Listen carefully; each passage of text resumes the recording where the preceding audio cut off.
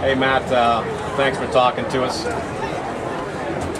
Where do we start? I mean, there's so many things I could ask you right now. I guess the first thing I'd like to ask you is how you dealt with the pressure coming in for this sub-9 challenge that Coach Sumner kind of set up with a great field and a great facility, and the weather worked out absolutely great as well. I just kept going through the week, going through all my practices, getting ready for this, kept in mind what I'm going to have to do, get ready for anything that's going to happen. I've been through so much through my last 4 years, and so, it's just one more race that I can just run my heart out. Well, that you did.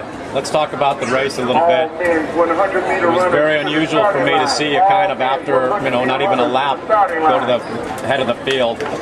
What were you thinking? Let's go, CJ! I know you wanted to maybe go and break sub-9, but that's a little bit different from what we've seen, obviously, in cross-country season, where you kind of run an even pace and you come back strong the second half of the race.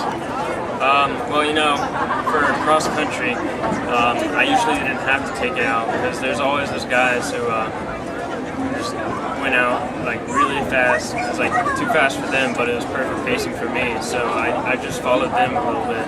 But in track season, it seemed that people didn't really worry about going out too fast. They're just worried about apparently just beating me. So. I guess the whole idea when I came to this race, just like be ready. You have a goal not to win, but to break 9. You want to run really fast. So I came into this race expecting anything to happen. If I have to lead, then I'll lead.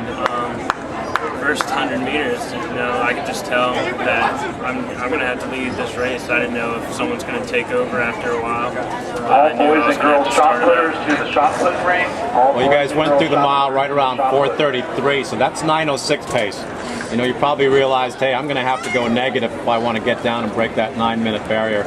As it turns out, you ended up going negative. Let's talk about the last 2 laps because that's when things really started to heat up.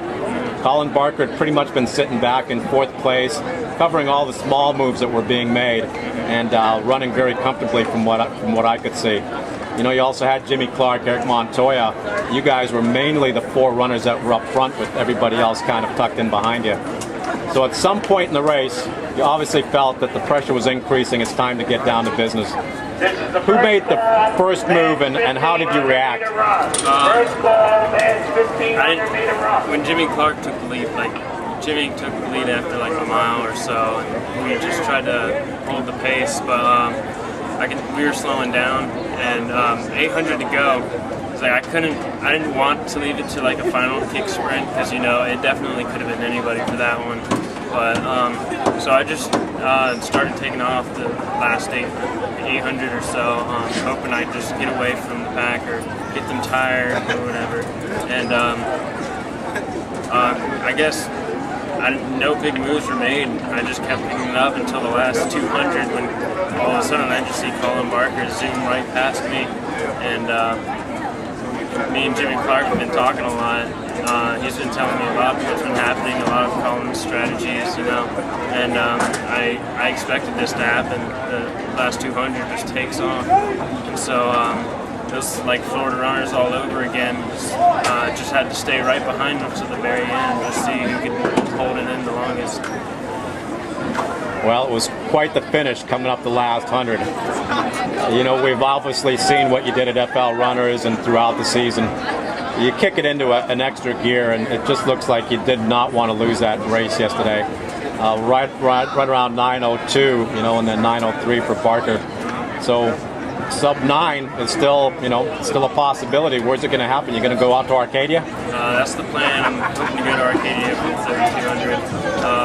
I guess I just need to get invited. Well, that's in about 2 weeks. Let's talk about the 1600 today. Barker and Wallace both ran their hearts out last night, decided not to come back with the double today. You decided to tackle the 1600. You've got Montoya in there and a couple of other folks as well. Right around 4:16, very respectable time.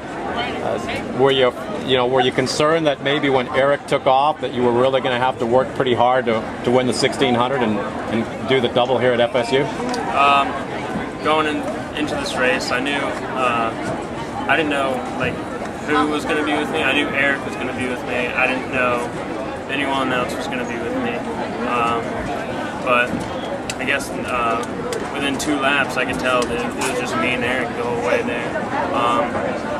When Eric took the lead for most of the race, which really put a load off my back because I didn't want to lead an entire, like, another race going into it. But we switched leads once or twice, and I guess when Eric took off, he knew that if he was going to beat me, he'd have to beat me in the last 400 and not the last 100. So when he took off, I just had to stay right behind him, just like last night, and just had it in that last 100 meters again. Well, I'm sure if the guys over at the University of Florida saw your tenacity out on the track last night and today, they are probably salivating until you get on campus here over the summer or in the early fall. Matt, we want to wish you all the best. Thanks for all the courageousness that you've shown over the last couple of months in cross country, and a great 3,200 meter run, especially the last 80 meters just pulling ahead to nip a very, very game Colin Barker. It was really a lot of fun to watch. The audience had a great time. We want to wish you all the best, and we look forward to seeing you out in Arcadia in the rest of the season.